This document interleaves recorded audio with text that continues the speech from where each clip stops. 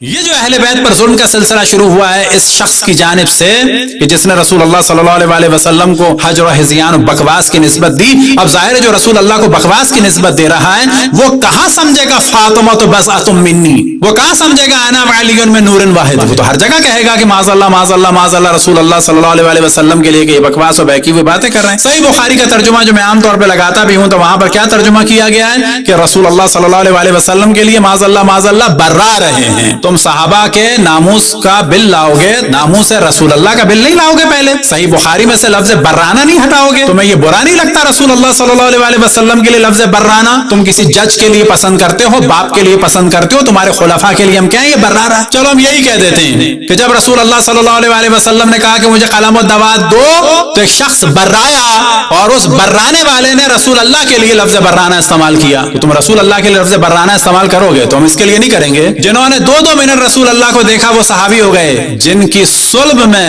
نور تھا رسول اللہ کا, اس کو تم نے کافر بنا دیا. یعنی والد رسول اللہ کو, حضرت عبد المطلب کو, جن کے شکم میں نور رسول اللہ اور جسم رسول اللہ تھا, جن کے خون سے جسم رسول اللہ بنا, تم نے اس کو کافرہ بنا دیا. بات کرتے ہو توہین صحابہ کی, رسول کے ماں باپ کو کافر قرار دینے کے بعد تمہارے منہ سے اچھا لگتا ہے کہ جنہوں نے 2 منٹ دیکھا تم ان کا دفاع کرتے ہو. جن کے صلب میں نور تھا رسول اللہ کا تم ان کا دفاع نہیں کرتے. جن کے پیٹ میں رسول اللہ صلی اللہ علیہ وسلم کا نور تھا اور جسم تھا, جن کے خون سے, جن کے جسم سے رسول اللہ صلی اللہ علیہ وسلم کا جسم بنا, جن کا دودھ پیا رسول اللہ صلی اللہ علیہ وسلم نے, ان کو تم کافر کہتے ہو. تاریخ میں ہے. اچھا تاریخ میں ہے تو تاریخ میں تو بہت سارے لوگوں کے نفاق ہے, تاریخ میں بہت سارے لوگوں کا ہے کہ حرام کی اولادیں تھے. ابھی ہمارا لیکچر ہے پورا پہلے خلیفہ کے بارے میں تفصیل سے ہم نے ڈسکس کیا ہے, پہلے سیاسی خلیفہ کے بارے میں کہ ان کے والد سگے چچا تھے ان کی والدہ کے. کرو ڈسکس اس کو. چچا بھتیجی کی شادی کے نتیجے میں کیا ہوتا ہے, کرو اس کو ڈسکس. آیا چچا بھتیجی کا بچہ حلال ہوتا ہے کہ حرام ہوتا ہے, کرو اس کو ڈسکس.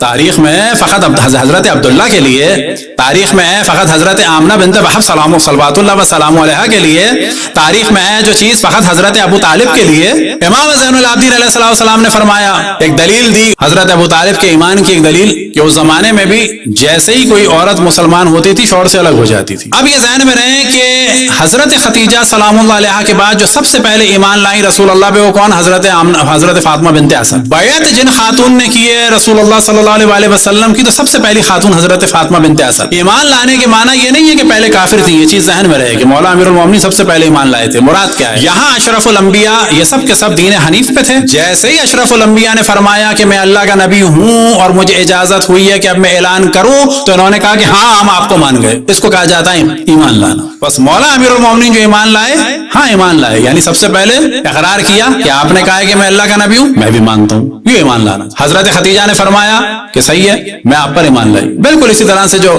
دوسرے نمبر پر خواتین میں ایمان لائیں حضرت فاطمہ بنت اسد صلوات اللہ وسلام علیہا, لیکن ان سب کو بنا دیا گیا کیا؟ کافر. اب حضرت فاطمہ بنت اسد کو اتفاق سے نہیں بنایا, لیکن امام زین العابدین نے اسی سے دلیل نکالی کہ اس زمانے میں خواتین الگ ہو جاتی تھیں اگر شوہر کافر ہو اور بیوی مسلمان ہو جائے.